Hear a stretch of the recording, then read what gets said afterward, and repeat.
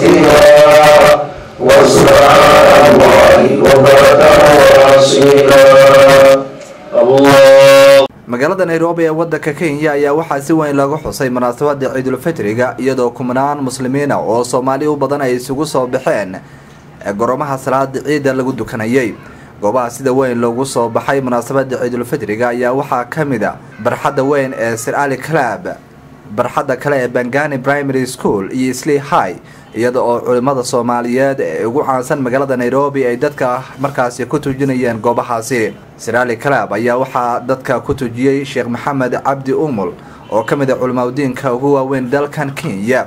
waxaana markii ay soo dhamaatay khudbadda uu la hadlay TV-ga Kalsan isagoo dadka muslimiinta ah gaar ahaan Soomaalida ugu bishaareeyay maalmaha ciida. waxaan idinku tahniyadeynayaa la tukaday lagu faraxsan yahay waa nicmo Ilaahay tabaaraka wa tacaala. ilaahayna waxaan weydiisanaynaa inuu wixii horena inaga aqbalo tan dambana nabad inoogu soo celiyo. waxaan baraarujinayaa ciida wixii xalaal ah laga faa'iideysto laakiin wixii Ilaahay sharcigiisa khilaafsan ha la iska ilaaliyo si khalad ayaan loo farxin si sharciga waafaqsan waxyaalaha Ilaahay inoo baneeyay waxyaalaha lagu raaxaysto laakiin waxyaalaha sharcigu garab marsan ee khilaafsan ha la iska ilaaliyo. Ilaahay tabaaraka wa tacaala ciid barakaysan heeno acmaasheena ramadaanka aan soo gudanay Ilaahay naga qabalo. muslimiintu waxa uu tahdinayaa bishaan ciid ah إنه إلهي بشأن عيد كلا نوجرسيو بش برواقو مسلمين تمام بيجوا عليه كل عام وأنتم بخير لما أصحابته عليه كل عام وأنتم بخير صومالي عالم إسلامي. السلام عليكم ورحمة الله وبركاته. السلام عليكم ورحمة الله وبركاته. عيد مبارك كل عام وأنتم بخير. مسلمين تدمان نحن عيد مبارك إن شاء الله. هلكم حكى مقعي أحمد عبد الله حكى سلام عليكم. هلكم هو إذا أبهي عرضه دماني وقرابة وكل جوجا. Kenya, America, Europe, also Ethiopia, yeah. So I wish you all the best. بسم الله. مقعي عبد الله حسن عبدي.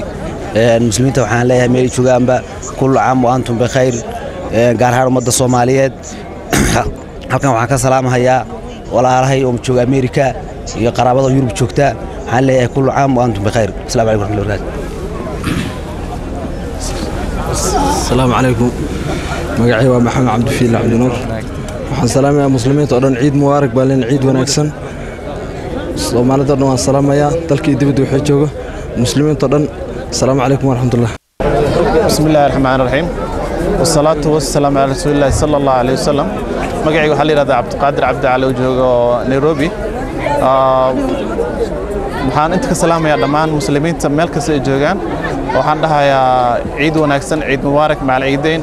مسلمين ملك سجوجان مارتي وحلا همبليو وحدها عيد. بسم الله الرحمن الرحيم. الحمد لله رب العالمين وبه ونستعين على أمور الدنيا والدين وصلى الله وسلم على سيدنا محمد وعلى آله وصحبه وسلم.